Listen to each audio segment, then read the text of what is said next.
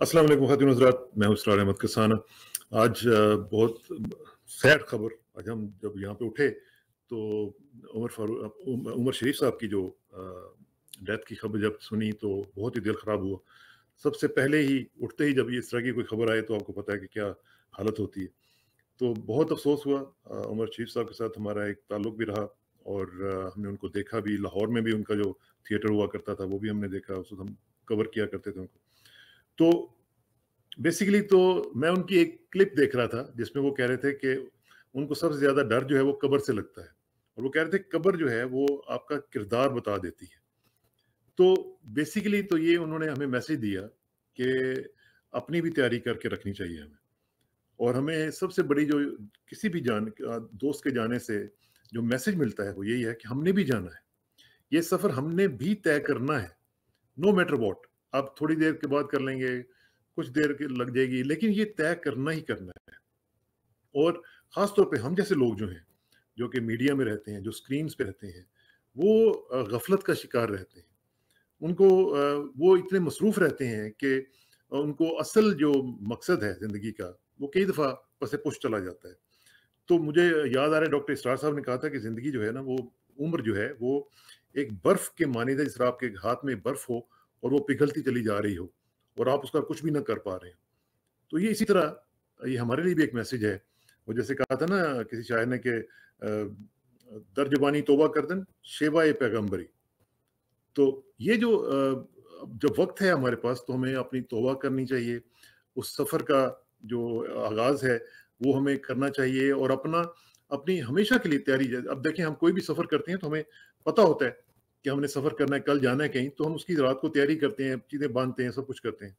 तो ये भी एक सफ़र है। ये दुनिया जो है ये एक धोखा है। अल्लाह ताला ने खुद कुरान पाक में कहा कि मताए कलील है, मताए गुरूर है। तो इसलिए ये हमारे लिए मैसेज है। अल्लाह ताला उनके दर्जात बुलंद करे, और अल्लाह ताला उनकी जो अहले खाना है उनको भी इसमें से गुज़ारे और अच्छे तरीके से गुज़ारे। हमारी सबके लिए दुआएँ हैं। बहुत बड़ा नुकसान है पाकिस्तान की एंटरटेनमेंट इंडस्ट्री का। मोइन अख्तर साहब के बाद सबसे बड़ा नाम जो एंटरटेनमेंट के हवाले से था वो उमर शरीफ साहब का था। अल्लाह ताला उनके दर्जात बुलंद करे। आज हम बाकी टॉपिक्स की तरफ आते हैं, और सबसे बड़ा जो आज टॉपिक चल रहा है वो है टीटीपी के हवाले से जो प्राइम मिनिस्टर इमरान खान साहब ने बयान दिया है। ये बहुत इंपॉर्टेंट बयान है जिसके ऊपर वाक़तन सही मेरा ख्याल है कि जो डिस्कशन हो रही है वो सही चल रही है और वो होनी चाहिए। इसके साथ-साथ एक और खबर जो है, जो इधर-उधर से चली है, वो ये है कि डीजीआईएसआई की पोस्टिंग जो है वो होने वाली है, और वो किसी कोर में जाने वाले हैं। लोग उसमें बहुत ज़्यादा रीड इनटू कर रहे हैं कि जी पता नहीं क्यों हो रही है, क्या हो रहा है। प्राइम मिनिस्टर इमरान खान के बारे में से भी बातें चल रही हैं।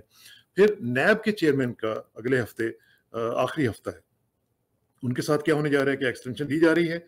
और फिर जो एक और जो सबसे बड़ा टॉपिक है वो है महंगाई का। अगर हमें टाइम मिला तो उस पर भी थोड़ी सी बात कर लेंगे।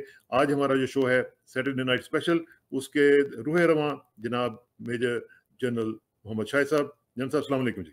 वालेकुम अस्सलाम। और उनके साथ तशरीफ रखते हैं जनाब ब्रिगेडियर फारूक साहब, लाहौर की जाने महफिल, और हमारे बहुत अच्छे दोस्त, बहुत ही प्यारे दोस्त ब्रिगेडियर फारूक साहब। Thank you very much for joining us. जी अस्सलाम वालेकुम इरशाद भाई। Thank you very much general साहब। एक तो ये है कि अगर आप कुछ उमर शरीफ साहब के बारे में कुछ कहना चाहें तो ज़रूर कहें, और फिर हम आगे बढ़ते हैं और फिर आते हैं इसकी तरफ, टीटीपी की तरफ। जी प्लीज़। बिस्मिल्लाहिर्रहमानिर्रहीम। इसरार भाई, आपने सारी बातें कर दी जो कि करने वाली थी। सिर्फ मैं एक चीज़ पे इस पे बात करूंगा कि अल्लाह की शान देखें। हाँ यानी कि पीपल वर एक्सपेक्टिंग कि जल्द से जल्द एयर एम्बुलेंस आए, वो आ हाँ भी गई। उनकी तबीयत भी कहते हैं ठीक हो गई, वो उसमें ट्रैवल करने के काबिल भी हो गए। लेकिन अल्लाह की शान देखें कि जब एवरीबडी वो सेटिस्फाइड, हाँ जी जहाज की तस्वीर आई, टेक ऑफ कर रहा है, वो अंदर हाँ चले गए, और हम एक्सपेक्ट ये कर रहे थे एक खुशखबरी आएगी कि उनका हाँ ऑपरेशन हो गया और उनका ओपन हार्ट और वो सब ठीक हो गए। अल्लाह ने उनकी जान ले ली। हाँ। तो ये बहुत बड़ा सबक है हम पर सब के इसमें ये लिए देखें, इसमें सिर्फ ये कि देखें कि वो जान देने के लिए सिर्फ जर्मनी गए हैं। मैं यही कह रहा हूँ। अब कितनी वही कितनी तो अजीब बात है। मेरी मेरी मेरे कहने का मकसद ये है, टाइम और जगह, time and space, space and हाँ टाइम, हाँ हाँ। ये मौत जो है ना मुकर्रर करती है और आप वहां खुद ब खुद पहुंच जाते हैं। पहुंच तो जाते हैं। ये एक बहुत बड़ा लेसन है, हमें उसके ऊपर गौर करना चाहिए। और जैसे आपने बातें की हैं, ये वाकया गौरतलब बातें हैं कि हमने भी जाना है। बिल्कुल सही बात है। और उसकी क्या फरूक भाई आप भी कुछ कहना चाहेंगे उमर शरीफ के बारे में? जी, बिस्मिल्लाह बहुत शुक्रिया साद भाई। देखें, वाकई तकलीफ तो बहुत हुई है और अफसोस भी हुआ है कि हमने तो उनको उस दिन से देखा है, उनका जो पूरा दौर देखा है कि जब वो उन्होंने शुरू किया कराची में अपने स्टेज ड्रामाज और ये, उसके बाद बिल्कुल फिर वो एक नेशनल लेवल के, क्या बल्कि इंटरनेशनल लेवल के वो बिल्कुल फिगर थे। इंडिया जाते थे, वहां पे उनकी कितनी पजीराई होती थी, इतनी फॉलोइंग थी, मिडल ईस्ट में जाना, यूरोप में जाना। तो फिर मुझे आज वो प्राइम मिनिस्टर इमरान खान की ट्वीट में मैं पढ़ रहा था जिसमें उन्होंने कहा कि जनाब शौकत खानम की वो जो रेजिंग अपना होता था डोनेशन वाले दोनों फंक्शन, उस पर ये बहुत रेगुलरली जाते थे। तो मैं ये कहता हूँ कि नहायत ही अफसोस हुआ। लेकिन आप ये देखें कि कराची से ना सिर्फ उमर शरीफ लेकिन बड़े बड़े और मैंने ट्वीट भी किया, एक्टर्स और कमेडियंस, सिंगर्स वहां पे कराची ने प्रोड्यूस किए हैं। वहीद मुराद जिनकी बाय द वे आज हालत बर्थडे थी, 83rd या 82nd बर्थडे। उसके बाद मोइन अख्तर, क्या बात है, हम तो 1970 से कोई देखते रहे, मरहूम मोइन अख्तर, कोई मैं कहता हूँ कोई मुकाबला नहीं। अहमद रुश्ती जो सिंगर थे, फिर एक्टर कमाल, लहरी साहब, 5-6 नाम बता रहा हूँ। लहरी साहब, ये उनका भी ट्वीट पे मैंने जिक्र किया, लहरी साहब। देखें, ये वो लोग हैं जिनको हमने अपना यूथ से इनको लोगों को देखा और हम इनके फिल्में देखना इनके फैन होते थे। तो एक और मैं बात कहूँ, मुझे ज़हन में आ गई।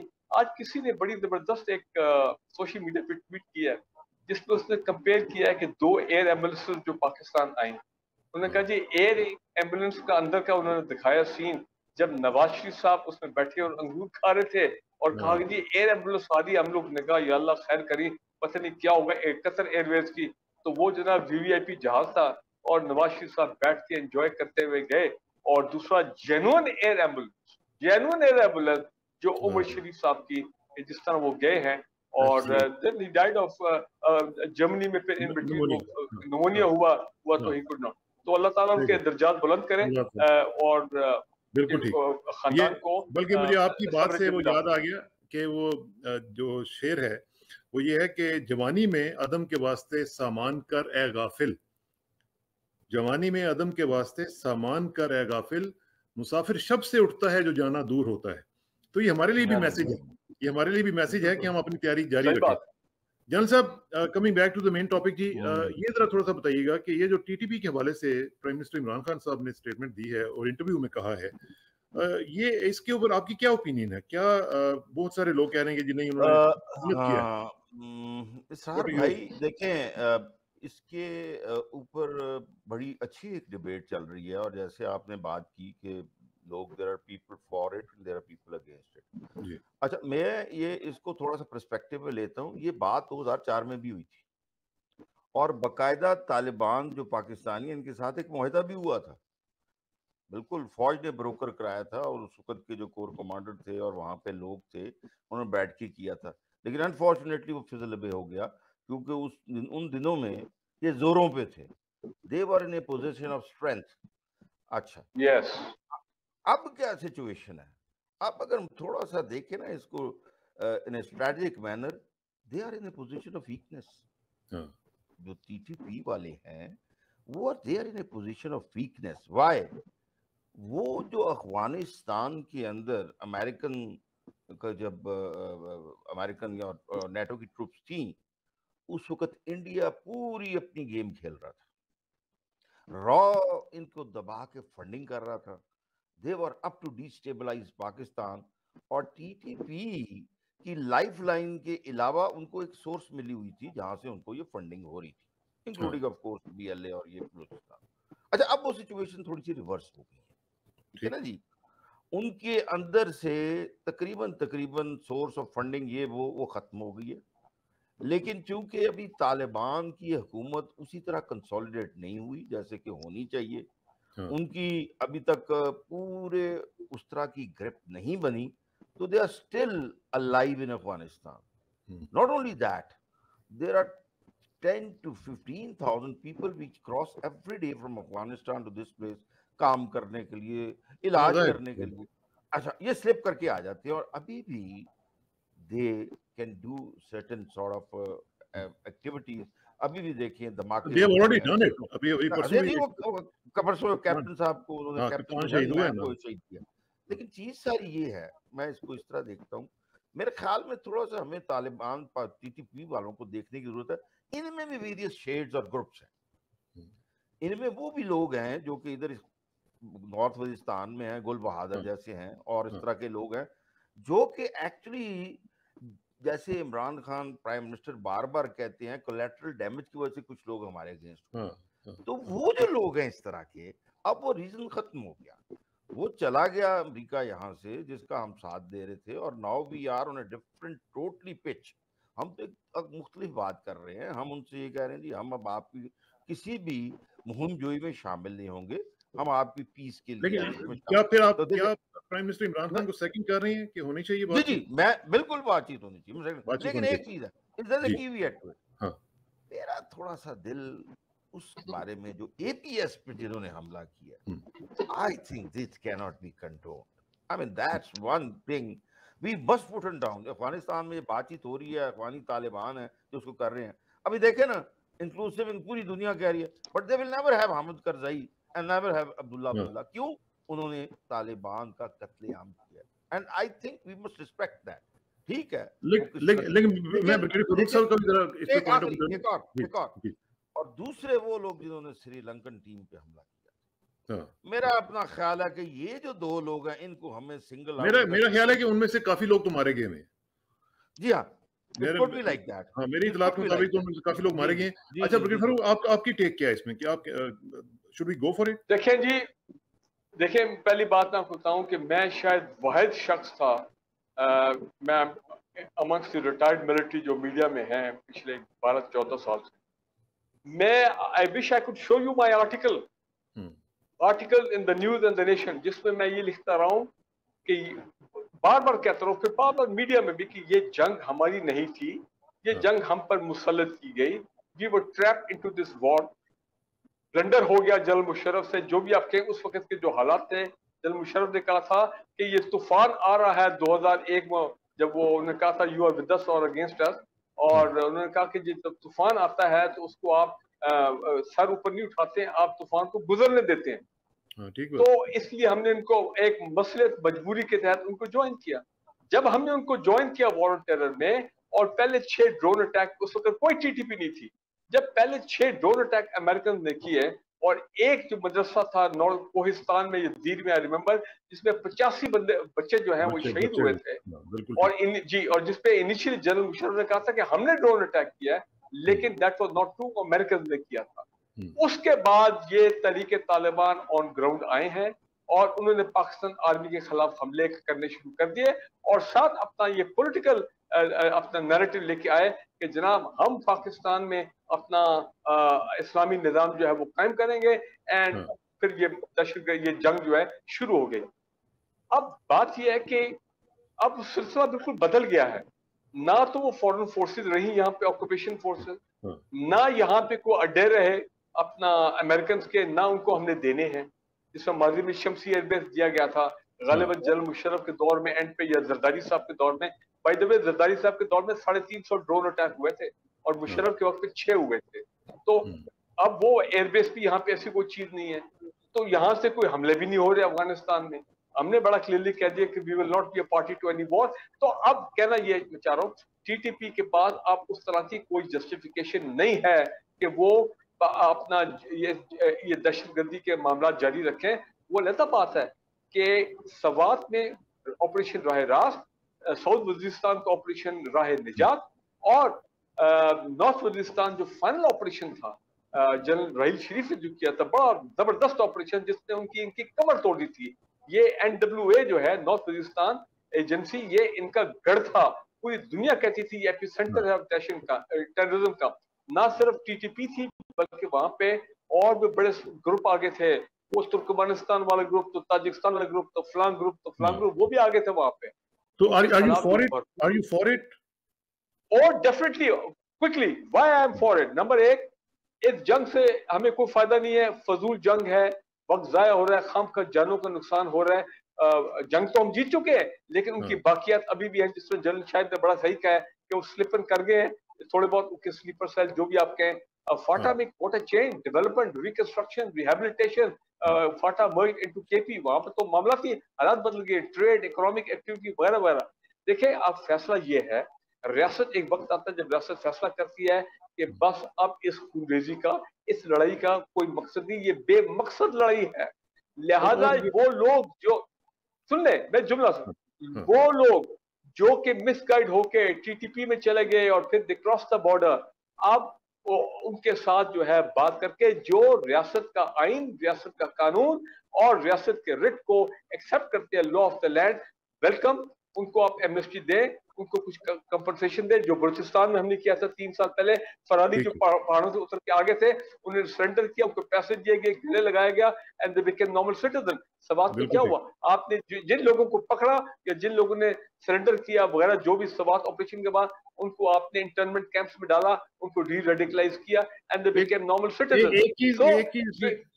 एक चीज बहुत इंपॉर्टेंट है, जो लोग क्रिटिसाइज कर रहे हैं वो उनको आज फौज बहुत याद आ रही है। वो कह रहे हैं जी फौजी इतने हमारे शहीद हुए हैं, हमारे एपीएस के बच्चे शहीद हो गए, आज उनको देखें, मेरा उनसे क्वेश्चन ये है, मेरा ये क्वेश्चन है कि उनमें से कितने लोग हैं जो किसी भी फौजी शहीद के घर गए हो, किसी भी एपीएस के बच्चे के घर गए हो। पाकिस्तान में अभी भी वो pro American, pro Indian lobbies मौजूद हैं जो चाहती हैं कि पाकिस्तान खून खराबे में इन्वॉल्व रहे, पाकिस्तान में ये खून खराबा होता रहे, पाकिस्तान आर्मी पे हमले होते रहे और पाकिस्तान आर्मी को और ये एक इमरान खान की गवर्नमेंट जो है और रियासत डिस्टेबलाइज रहे।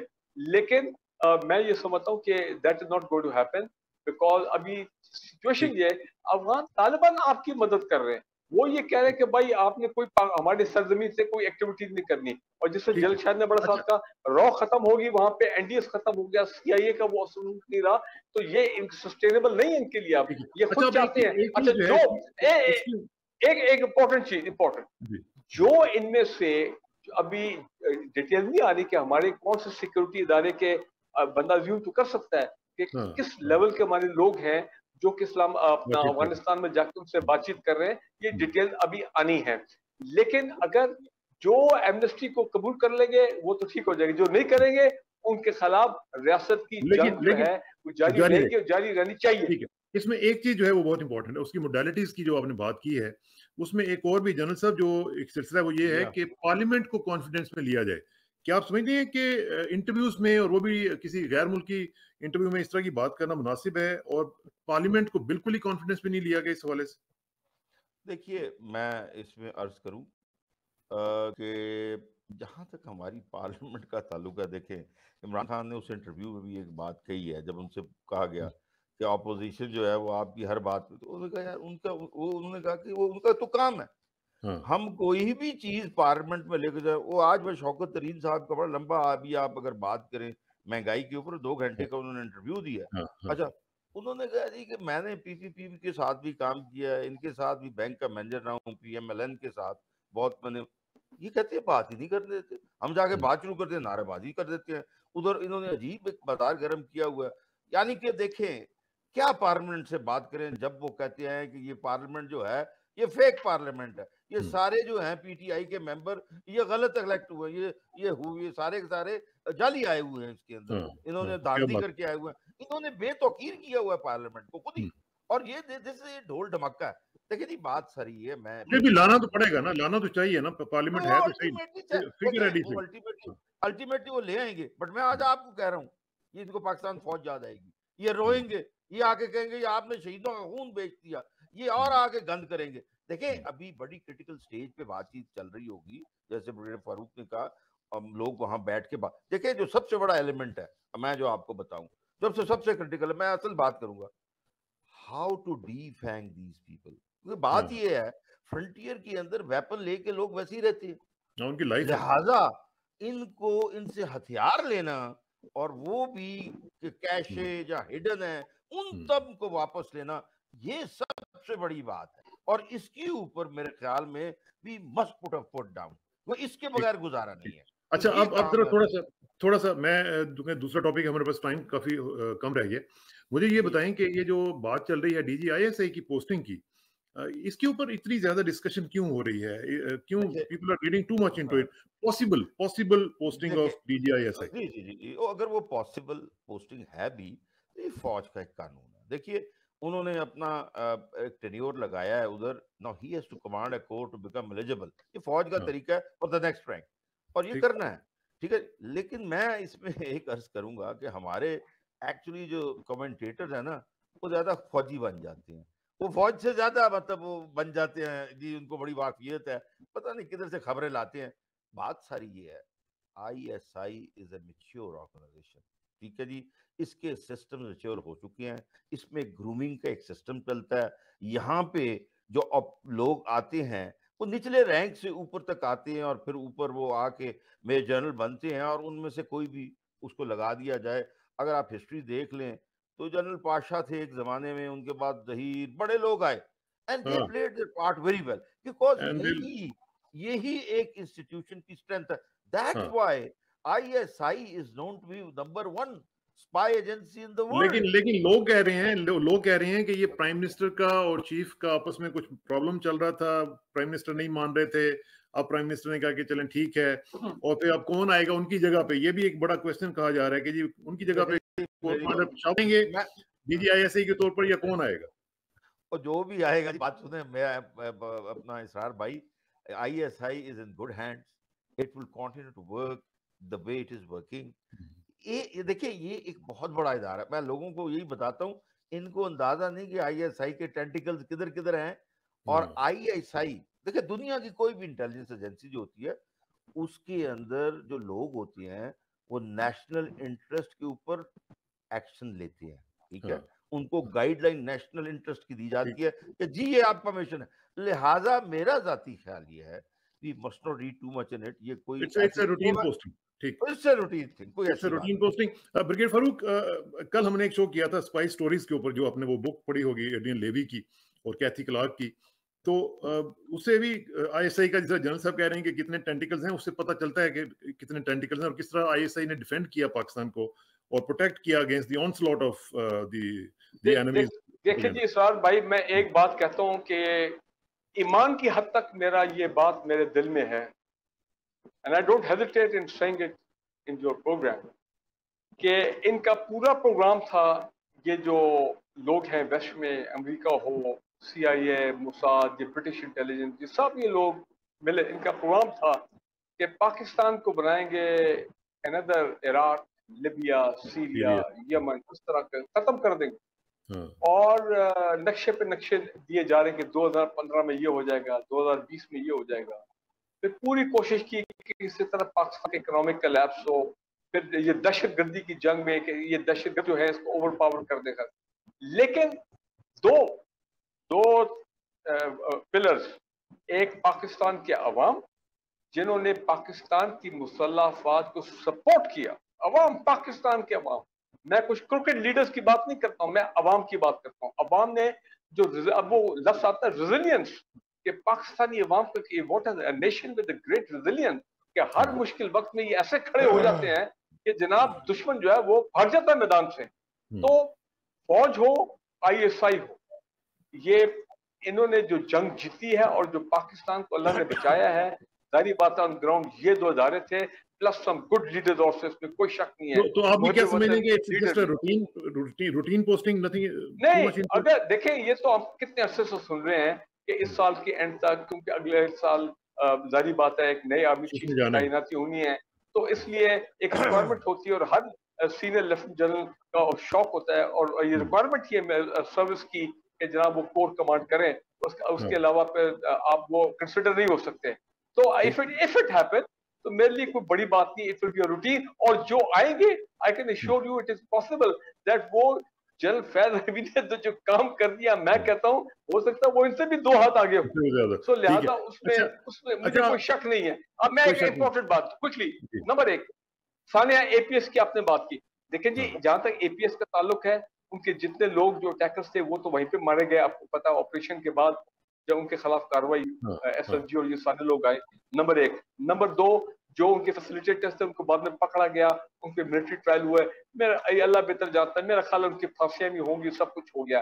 जो अक्रॉस द बॉर्डर मास्टरमाइंड्स थे, वो भी मेरा ख्याल है एक खास प्लानिंग के तहत उसमें मेजॉरिटी जो है वो मारी गई है। So Sania APS from that point of view. अब इंपॉर्टेंट चीज क्या है जिसको मैं वो ये है कि मई 2 का जो यूएस ऑपरेशन हुआ था ओसामा बिन लादेन एबटाबाद वाला, अगर आपको याद है, उसके बाद इन कैमरा सेशन हुआ था और both the army chief general Kayani and general Pasha DGISI उन्होंने इन कैमरा पार्लियामेंट को ब्रीफिंग दी थी कि ये हुआ, और ताकि कोई डाउट्स जो भी है उनको सवाल जवाब हो।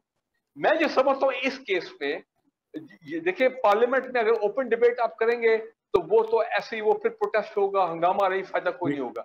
इस पे होना चाहिए क्या, या तो जिस तरह सानिया APS के बाद एक ऑल पार्टीज कॉन्फ्रेंस हुई थी जिसमें जनरल राहील शरीफ, मिलिट्री लीडरशिप और पॉलिटिकल लीडरशिप बैठी थी और बड़ा सीरियस माहौल था कि अब हमने क्या करना है, नेशनल एक्शन प्लान, ब्ला ब्ला ब्ला, और क्या कार्रवाई करनी है इनके खिलाफ। एक वो उस तरह का, या ये कि इन कैमरा सेशन हो कि military leadership, security leadership, prime minister Pakistan, ये जो टॉप सिविल लीडरशिप है पॉलिटिकल, उनको ब्रीफ करे, जिस तरह पीछे भी 2-3 दफा हुआ है कि जबकि आर्मी चीफ ने सेनेट में जाके इन कैमरा ब्रीफिंग दी है और सिक्योरिटी कमेटी को ब्रीफिंग दी है रिसेंटली, ये मुख्तलिफ ऑपोजिशन के पॉलिटिशियन ने, तो ये चीजें हो सकती है। लेकिन हैविंग सेड दैट, मैं एक बात कहूंगा, बड़े दुश्मन अभी भी पाकिस्तान में जो नहीं चाहेंगे कि ये चीज कामयाब हो, वो चाहेंगे कि ये लड़ाई किसी तरह जारी रहे ताकि पाकिस्तान शुड रिमेन डिस्टेबलाइज।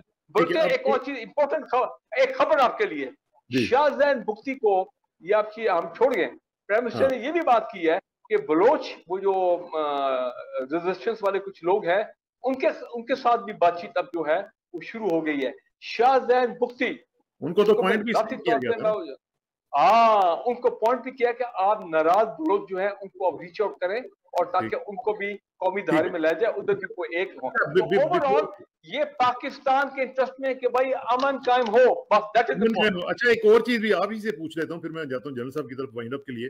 आपके बड़े ताल्लुकात हैं नैब में, जरा थोड़ा सा बताएं ना हमारे अवाम को कि नैब में क्या चल रहा है, चेयरमैन साहब की क्या सूरत हाल है, अगले हफ्ते उनका टेन्योर खत्म हो रहा है, और फिर नैब की क्रिमिनल्स के हवाले से। जनाब, नंबर 1 ये है कि नैब के सीनियर और जूनियर लीडरशिप बिल्कुल तैयार है, बड़े पुरजोश है कि जैसे ये चेयरमैन नैब का जो इशू है वो 7 अक्टूबर को क्लियर हो जाता है, और खबरें यही है कि चेयरमैन नैब मौजूदा चेयरमैन नैब है, क्योंकि इनका एक बड़ा किरदार इन्होंने अदा किया है अलॉन्ग विद लाहौर के डीजी नैब रावलपिंडी, ये तमाम हाई प्रोफाइल करप्ट अशराफिया के खिलाफ ये केसेस जो कि अंडर ट्रायल स्टेज पे आ गए हैं।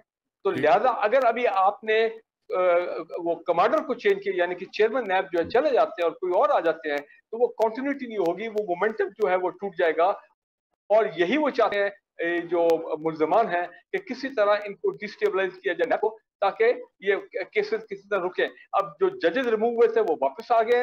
नैब के ज़हन में अभी सिर्फ एक बात है कि ये दीवार को थोड़ा सा धक्का चाहिए, day to day hearings, speedy trials in एहतसाब अदालत, और वो कहते हैं कि हमें सामने ऑब्जेक्टिव कन्विक्शन जो है नजर आ रहे हैं। लेकिन एक चीज जरा देख लें आप कि ये दोनों मॉडल्स की आप बात कर रहे हैं, एक तरफ हम फौज का देख रहे हैं, एक तरफ हम सिविलियंस का देख रहे हैं। फौज में जनरल फैज जैसा आदमी जो है उसकी पोस्टिंग होने जा रही है पॉसिबली, लेकिन इस तरफ हम देख रहे हैं कि नहीं, हम ये सोचते हैं कि नहीं जी ये बंदा इनएविटेबल है, उसको चलते रहना चाहिए, वो अगर चेंज हुआ तो पता नहीं क्या हो जाएगा। सो दिस इज नहीं, आप देखें ना, आप एप्पल ऑरेंजेस को कंपेयर ना करें, ये एक सिविलियन अदारा, एहतसाब का अदारा है। ISI की तो एक आपको पता है उसकी तो क्रेडिबिलिटी, एक ग्लोबल लेवल की क्रेडिबिलिटी है। नैब ने भी बड़ी मेहनत की, इसमें कोई शक नहीं है, यहाँ तक पहुंचे 21 साल नैब को हो गए हैं। लेकिन मैं भी समझता हूँ कि चेयरमैन नैब मौजूदा अगर हो जाते हैं, जो भी ऑर्डर्स ला रहे हैं 7 अक्टूबर को, ये केसेस को मंतकी अंजाम तक नैब तैयार है ले जाने के लिए। तभी ये परेशान है शरीफ खानदान, जरदारी खानदान के मारे गए भाई, ये चेयरमैन रह गए, ये DGs रह गए, तो ये तो मामला गड़बड़ हो गया। चलें ठीक है। जनरल साहब फाइनली जरा बताएं कि महंगाई के हवाले से बहुत बड़ा मसला बना हुआ है जी। इस वक्त आपने देखा पेट्रोल की कीमतें, दूसरी कीमतें, हर चीज जो है वो आसमान के ऊपर पहुंच गई हुई है। क्या किया जाए कि अभी आपने शौकत तरीन साहब के इंटरव्यू की बात की है, तो कोई इस तरह की चीज है जो कि गवर्नमेंट के बस में हो, जो कि वो कर सकें और मामला को हैंडल किया जा सके? क्यों नहीं अभी तक हैंडल कर? देखिए, मैं थोड़ी सी डायकोटमी इसमें ये है कि आप पाकिस्तान में अगर देखें तो इस दफा जो टूरिज्म हुई है उस पर 40 बिलियन रुपीस खर्च किए हैं लोगों ने नॉर्दर्न एरिया में। यस, ठीक है जी, पैसा है तो खर्च किया। 27 लाख आदमी गया जी वहां पे, जो हाँ मतलब जगह नहीं थी जी, मैं खुद जाने की कोशिश की, वापस आ गए, इतना रख गाड़ी फंस गई।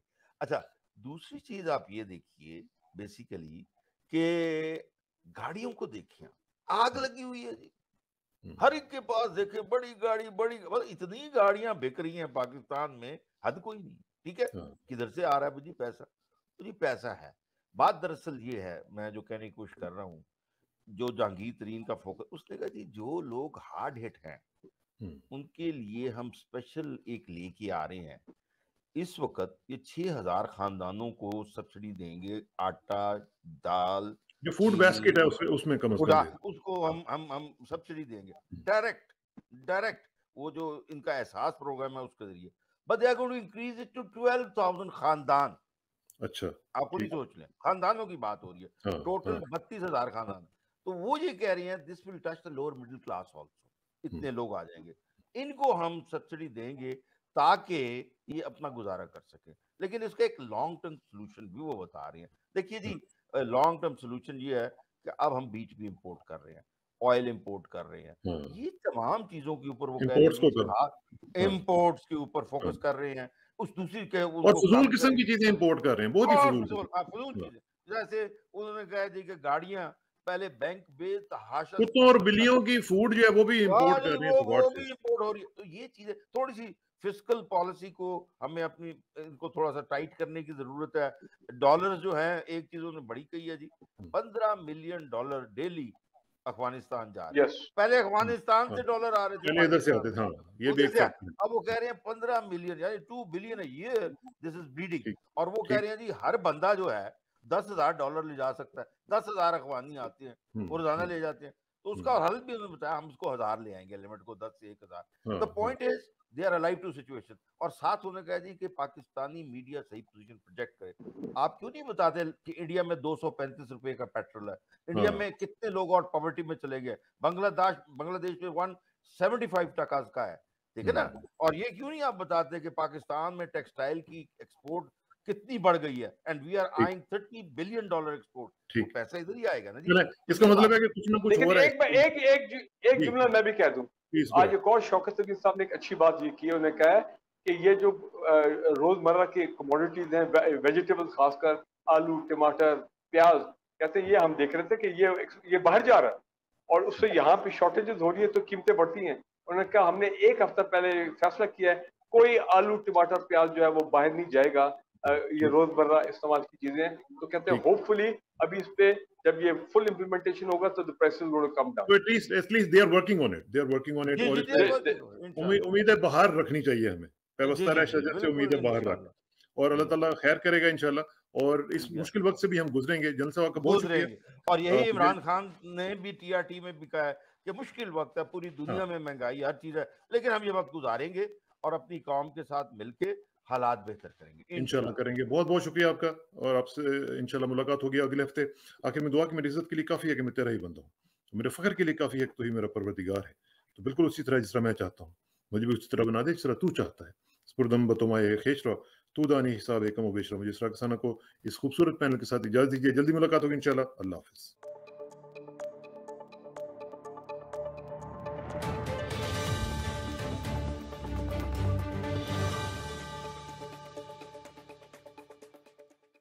अल्लाहु अल्लाह